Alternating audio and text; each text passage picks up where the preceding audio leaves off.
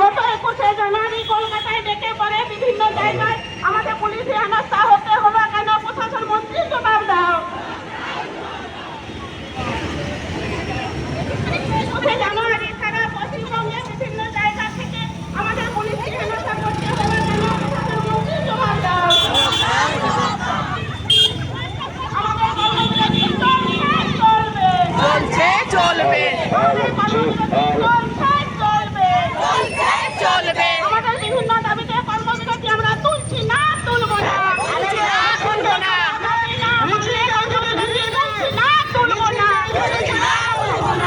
আন্দোলন চলবে। পুলিশে আন্দোলন করলো কেন?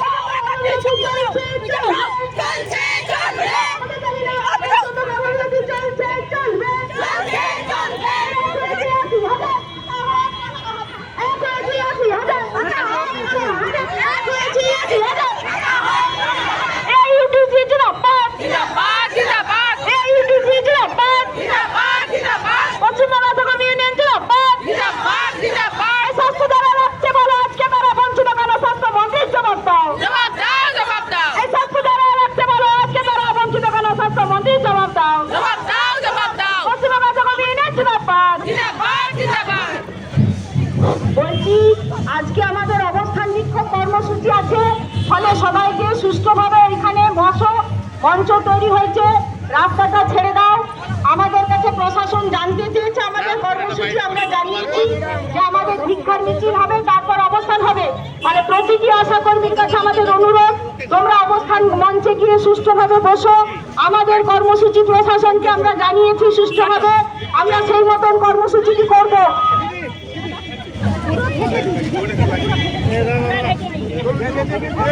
দাদা আপনারা মঞ্চের দিকে চলুন ভাই, দিয়ে ওইখানে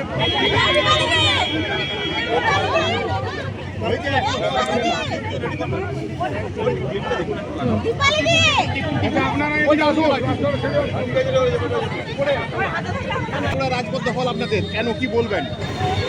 আমরা দীর্ঘদিন বঞ্চিত হচ্ছি সরকারের কাছে। ৫,২৫০ টাকায় আমাদের সংসার চলছে না, এই হচ্ছে মূল কথা। আমাদের বেতন বাড়াতে হবে, আর খেলায় মেলায় কোনো জায়গায় আমাদের ডিউটি দেওয়া চলবে না। আর সিনিয়রিটি আজকে 15 বছর 16 বছর কাজ করছি, তারপর সিনিয়রিটি সব কাজের একটা সিনিয়রিটি আছে। আমাদের এই আশা করি কোনো সিনিয়রিটি নেই আমাদেরকে। আর আমাদের একটা দিনের জন্য আমাদের ছুটি নেই।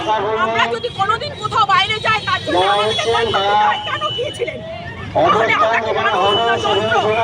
আমাদের ঘরে ছেলে পেলে নেই, আমাদের অস্বাভাবিক মানে এত অত্যাচার। আসলে আজকে আমার শরীরে সুগার প্রেশার সবকিছু দাঁড়িয়ে গেছে। আজ একটা আমরা মা রাত 10টা নাই, 12টা নাই, 3টা নাই, তাকে ভর্তি করতে যাচ্ছি। তাহলে আমার শরীরে তারপরে যে আমরা রাতে কোথায় থাকবো? হসপিটালে তার কোনো ব্যবস্থা নেই। বলছি সিঙ্গুর থেকে তো মমতা ব্যানার্জি আপনাদেরকে অপেক্ষা করার কথা বলেছে। আজকে 39 দিন অপেক্ষা